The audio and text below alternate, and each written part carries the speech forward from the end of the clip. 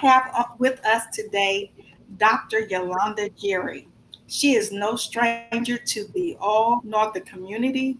And when I say no stranger, even though she has not been on, we fought hard to get her on. We had such a schedule conflict. However, the delays were not, certainly not a denial. So we are certainly excited that she could join us today and that our schedules finally aligned.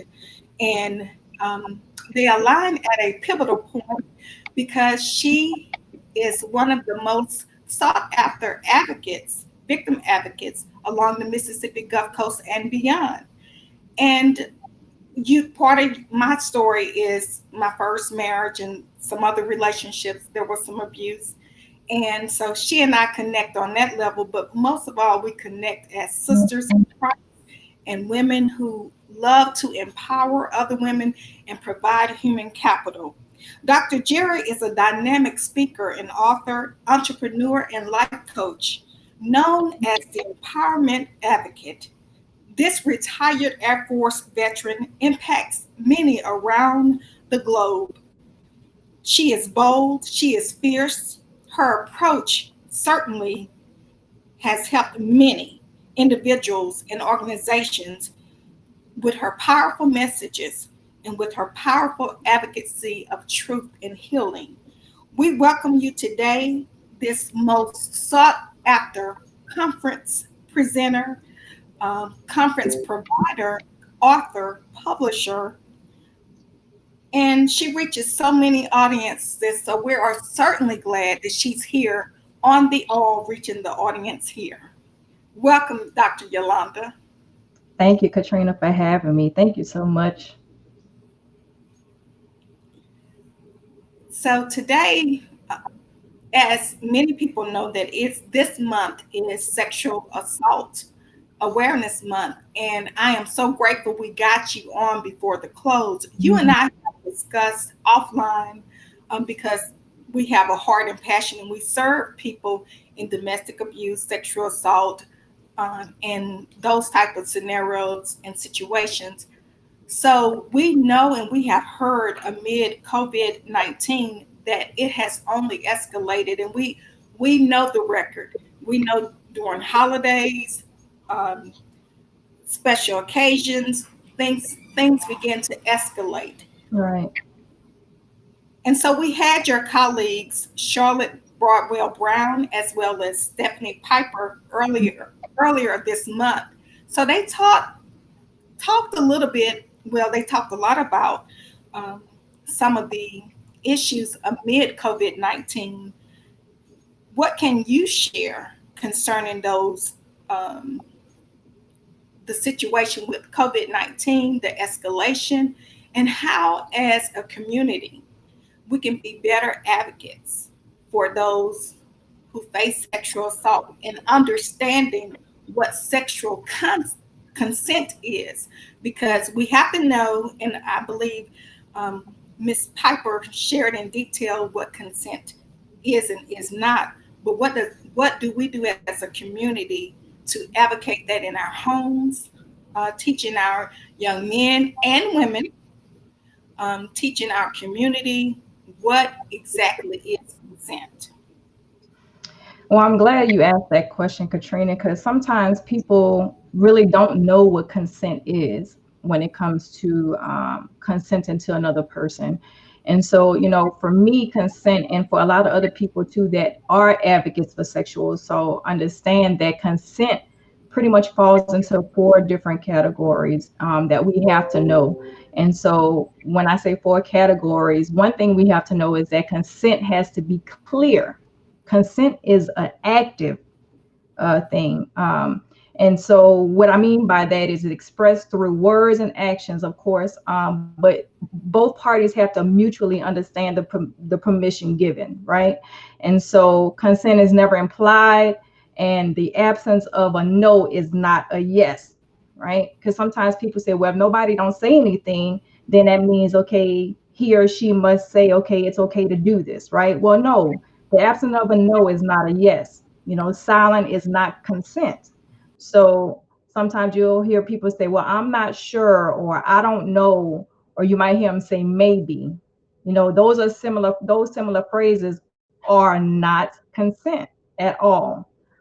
So again, if it's not clear, then don't automatically assume that the person is actually willing to say yes to sex or engaging in any type of thing like that.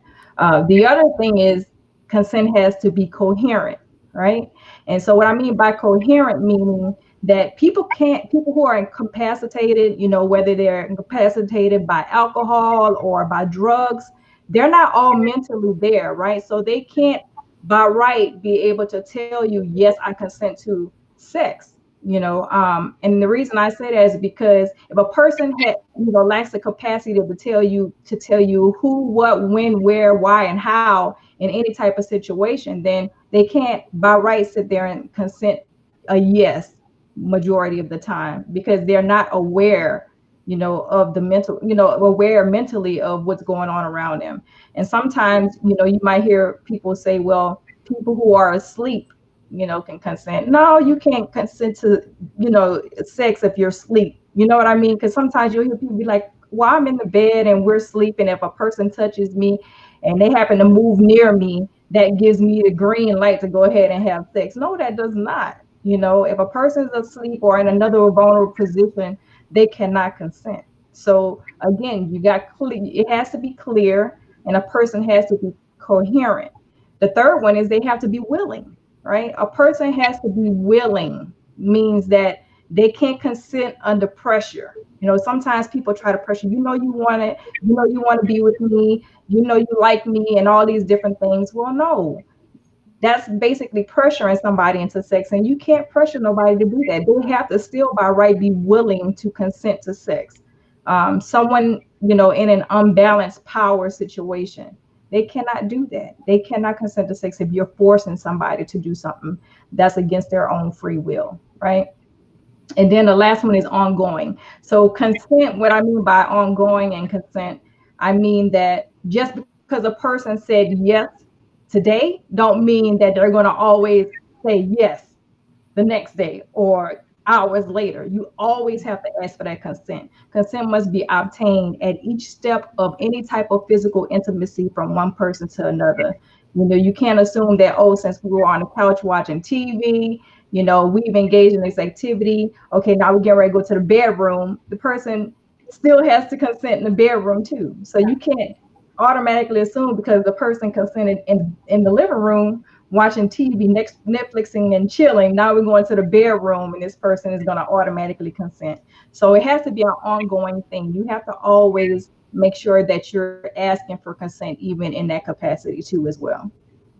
So it has to be a clear, definitive, ongoing, in your right capacity, in the right state of mind, not inebriated by alcohol or drugs or anything like that. It has to be an ongoing, clear, definitive um, approval. Right. And they have to be willing. And so you add one more thing in here too. Um, Sometimes people can get misconstrued. Okay, I mean, you're married, right? I'm in a relationship. And when people are in a partnership, sometimes they feel like since they're married, that's automatic consent to whoever their partner is. But the truth of the matter is that's not the case.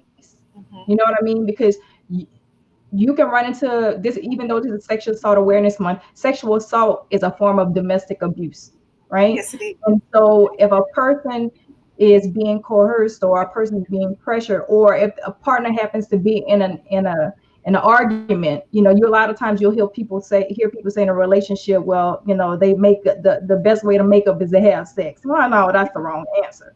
But you'll hear that. But just because you are married to someone or you're in a relationship with someone doesn't automatically give that other person the automatic yes to be able to have sexual intimacy with that person. Again, you still have to have consent and have approval.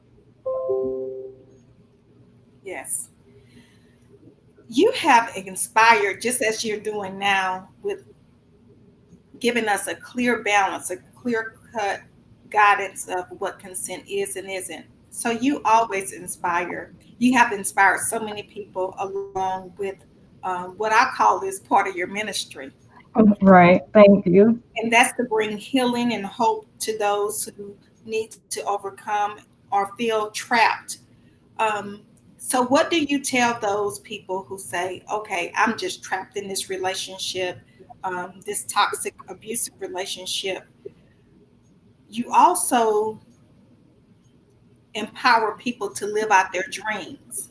So it's a two-step loaded question. How can you minister to that person who just say, "I am so trapped. This is so far gone. I don't know if I can make it without him or her." And then on the other side, letting them know that there's a God-sized dream in them. Hmm. There's something, even if it's unclear to them, God will reveal it. It's in them because He created everybody for purpose. That's right.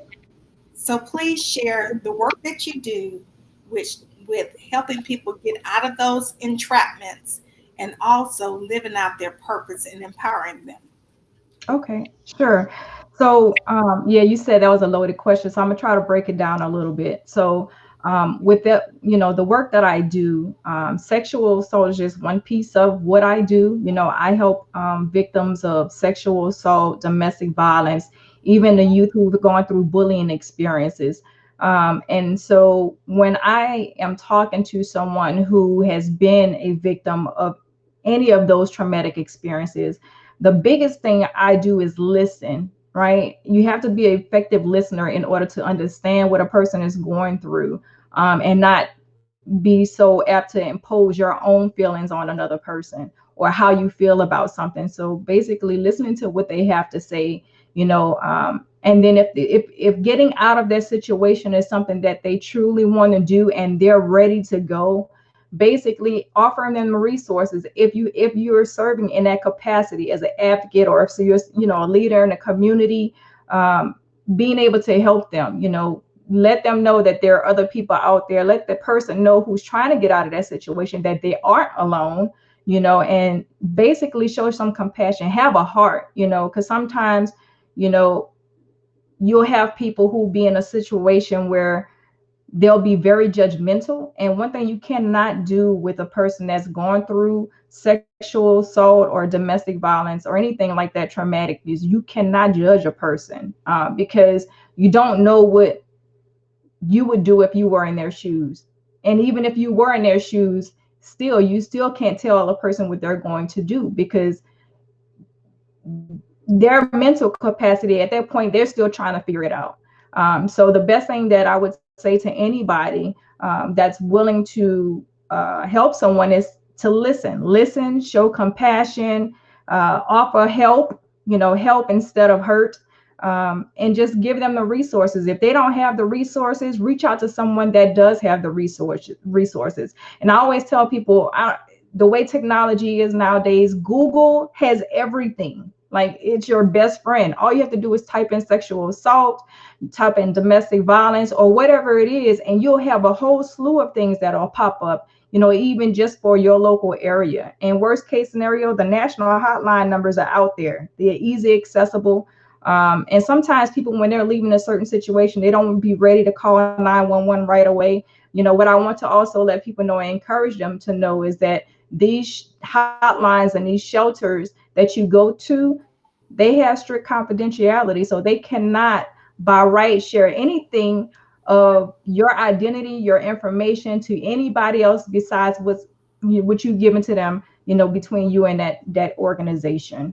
So, and a lot of people don't know that, and I'm learning, as with me and my coaching, and dealing with the people that I coach, some of them are afraid to even go out and ask for help because for fear of the information getting out and somebody finding out about what has happened. Yeah. So I just want to make that clear that they do have that confidentiality there.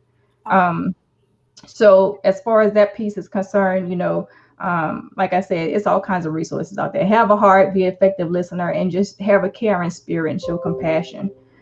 As far as the things that I do, in in my daily life, like you say, it's probably, I do ministry. That's exactly what it is.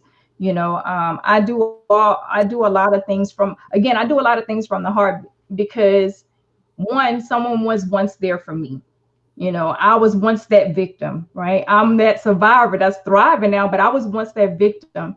And so for me to be able to give back without feeling like I have to make money, or, using this, yes, I have a business, but a lot of times, believe it or not, everything that comes monetarily to my business, I pour it back out into the community, if that makes sense. Some people try to That, go into business I'm a witness. It to does. go into business to try to make money, but money is not a factor for me. Like they say, your blessings will come if you're actually doing the work, right? And doing the work for me is doing God's will. So if I'm out there doing the work in the community, I'm not worried about no money. I'm worried about helping people. I'm worried about, I'm out there worrying about being able to, draw people closer to God, and all those other things. Because I'm telling you, without God, I don't think I would have made it out of my situation. Right. Because I had to get out my own head and just say, look, drop down to my knees and ask God to help me. So um, just doing those kind of things. I speak to youth groups, at conferences, churches. Last year I spoke at a few youth groups at churches, nonprofit organizations.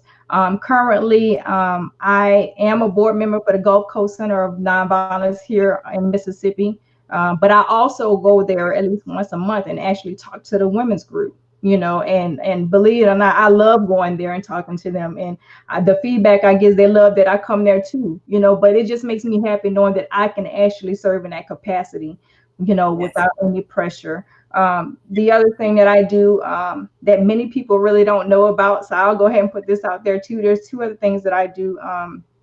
Is again with kids, I am a mentor for a foster care kid through our church small group, our orphan care small group. we Oh, we have a program where we actually kind of partnered with OCJ Kids, mhm. Mississippi and Alabama, where we partner with them to be able to, um, foster parents deal with a lot, right? Mhm. And so sometimes, they're dealing with so much that sometimes there's still not enough attention for the foster kid because they're too busy trying to be a parent.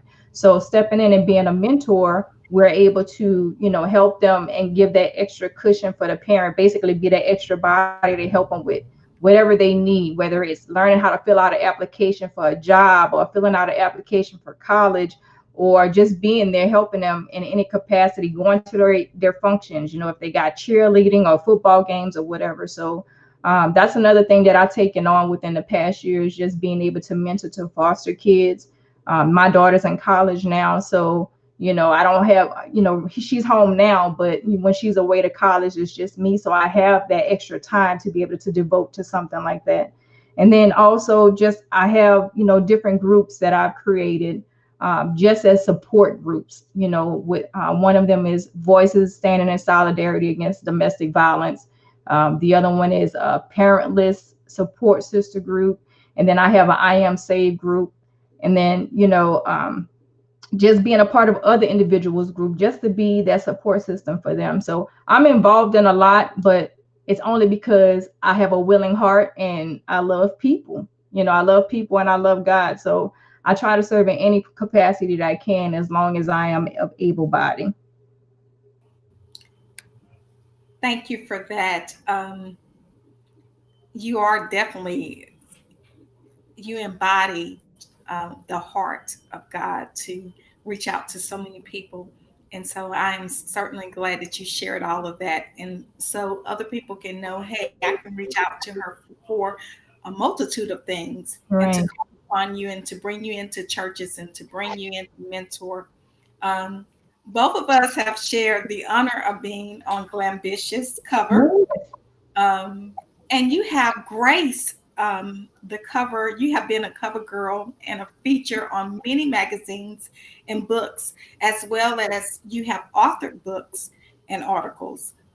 What is on the horizon for Dr. Yolanda Jerry? What is, and I do know that some publications, if we're privy to that information, I know some publications and some even filming and production, they don't let you share information until they have officially launched and their marketing has signed off, their marketing and other approvals have come. But anything that you can share Yes. with us, we're privy to. Please go ahead and share. Well, I'm glad that you asked that because this is actually like the prime time to actually be able to share this though. And there's a couple of things. One of them was I think I'm not sure if you've seen it, but I recently shared my story of domestic violence on shondaland.com. Yes, And shondaland.com is basically the digital media platform for Shonda Rhimes, right? So yes, I'm like, wow, I never in my life would have imagined to be asked. I mean, because literally I thought it was a hoax, right? When I got that email, I really thought it was a hoax. But to be asked to share my story on a major media platform like that is so humbling and it's such a blessing. So if nobody's had the opportunity or nobody knows my story, well, you can just go type in my name and Shondaland and it'll come up in a Google search and you can go ahead and read my story from there. At least part of it, when it comes to how I got through my domestic violence abuse years ago.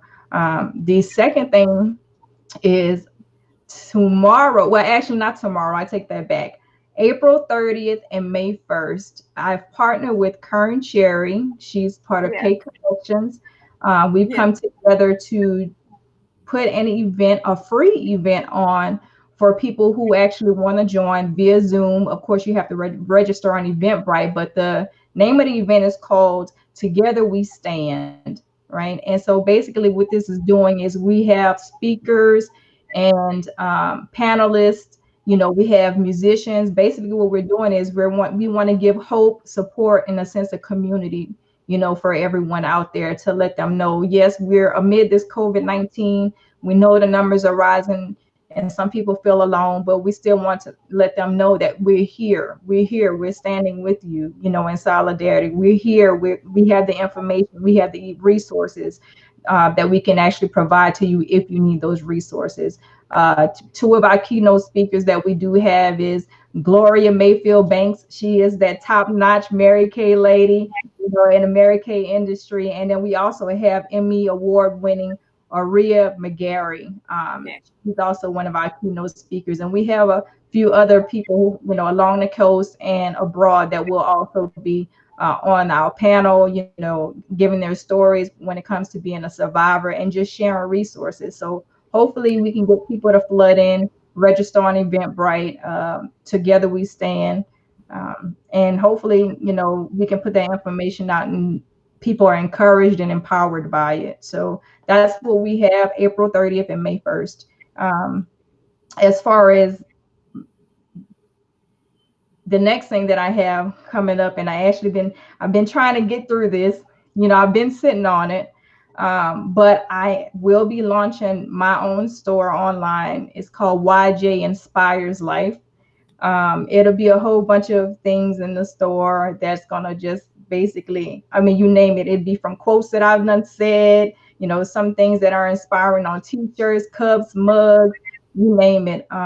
Just to be able to give, stuff out to individuals, because everybody has, you know, their different niche and their different things that they love. But for me, I'm all about empowering lives, right?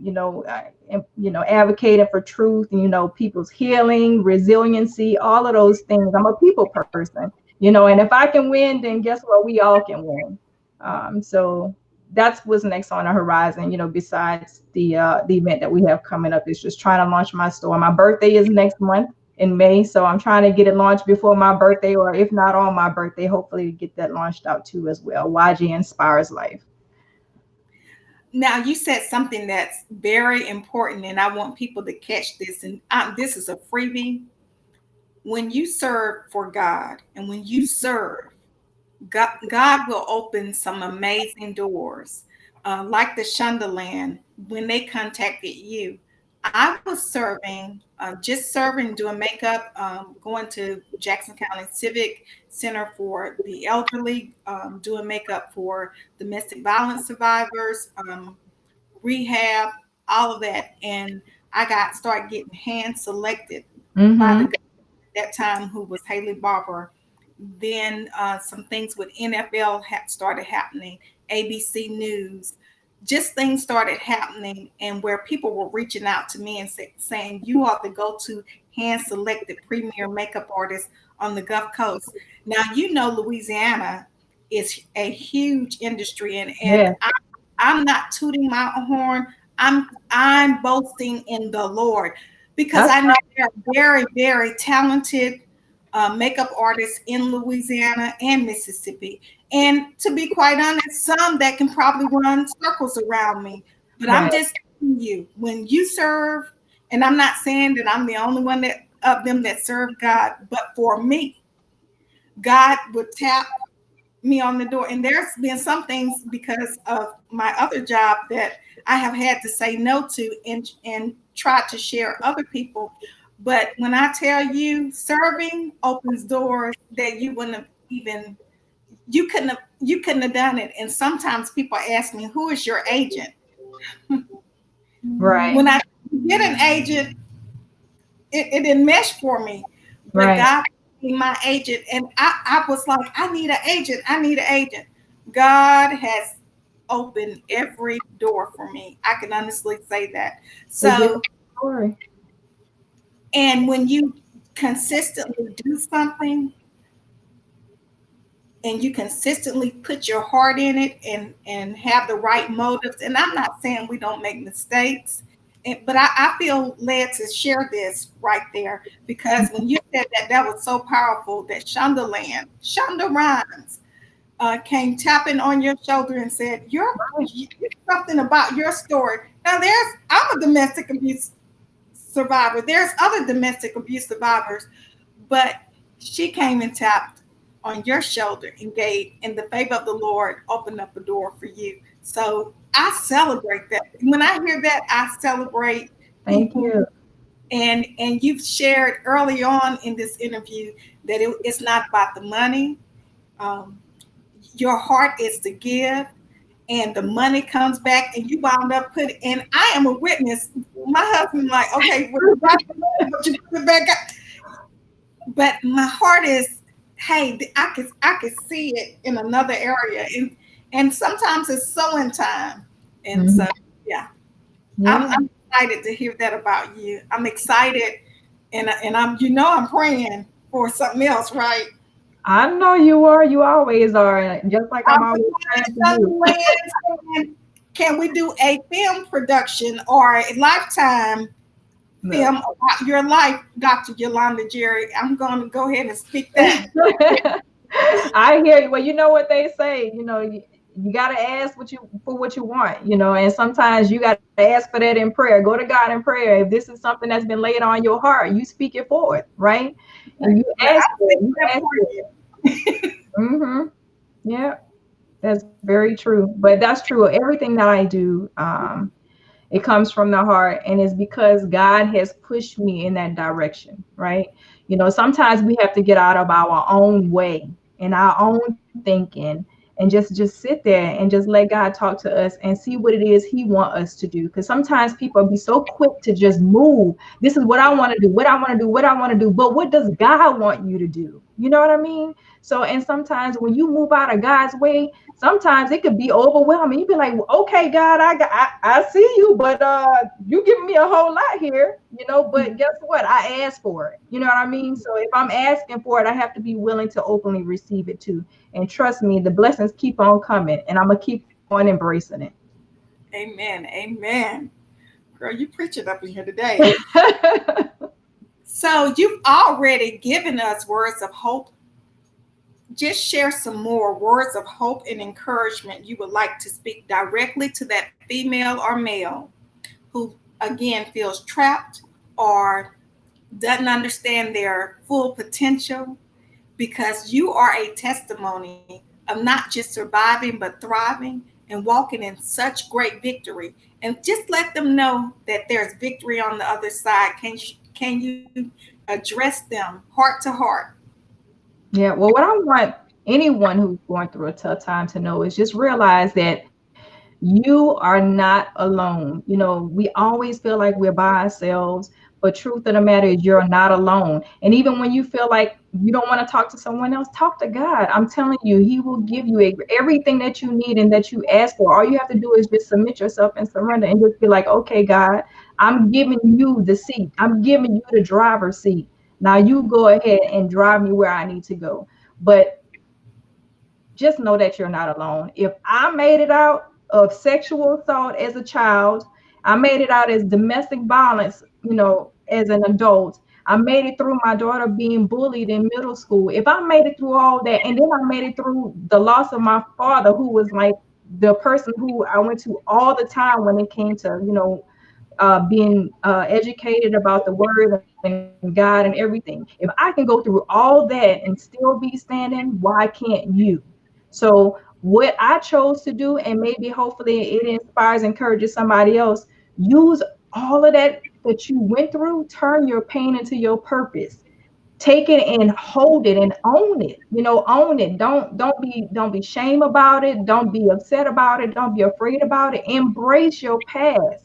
I always say accept your past. One of my mottos is accept your past, focus on the now, impact the future. That's my thing. Accept the past, focus on the now, impact the future. Because when you learn to accept your past, you can truly focus on what it is that you need to be doing for yourself, for your life, for your community, and everybody else. That way, whatever it is that you're focused on, the hope is that you'll be able to impact others out in the community too as well.